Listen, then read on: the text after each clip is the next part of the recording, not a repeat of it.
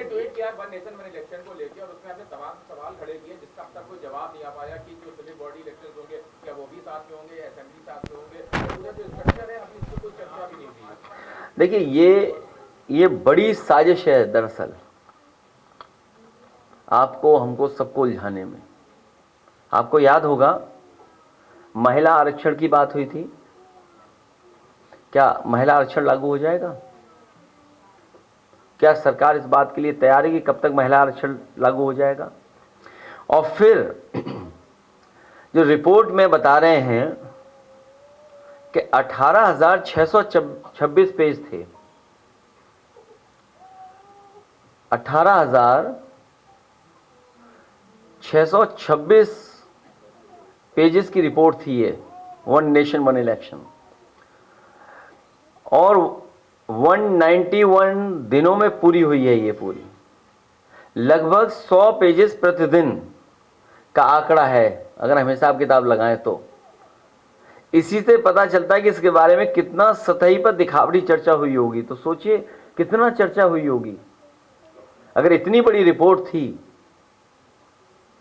18,626 पेजों की, तो क्या चर्चा हुई होगी उस पर। दरअसल ये भाजपाई रिपोर्ट है जो तैयार हुई है, वन नेशन वन इलेक्शन और वन डोनेशन।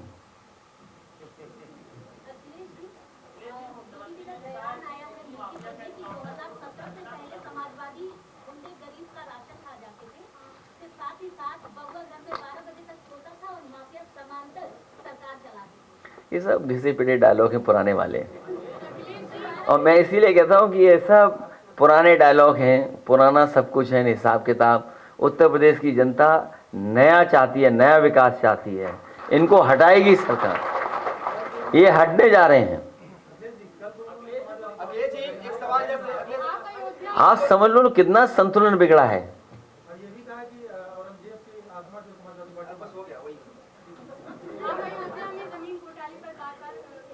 देखिए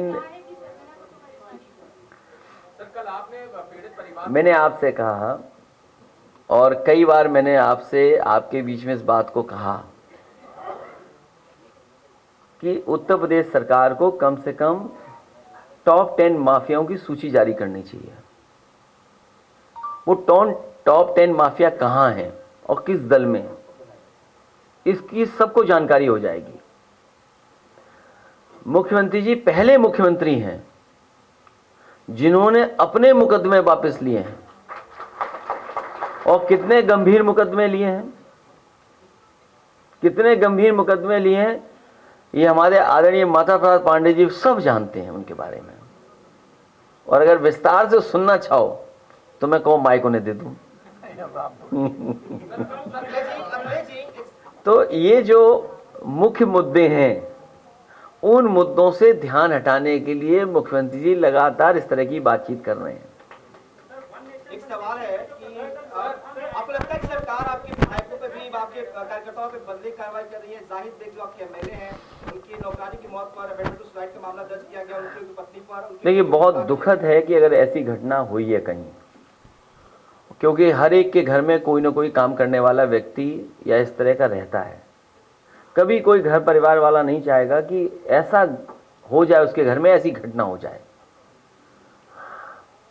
उन्हें इसीलिए परेशान किया जा रहा है कि एक तो वो समाजवादी पार्टी है और दूसरा भारतीय जनता पार्टी को इससे लाभ मिलेगा हिंदू मुस्लिम डिवाइड करने में। ये पहले दिन से स्ट्रेटजी है भारतीय जनता पार्टी की कि समाजवादी पार्टी को कैसे बदनाम किया जाए, और अगर कहीं कोई मुस्लिम है तो बदनाम समाजवादी पार्टी को कर दो।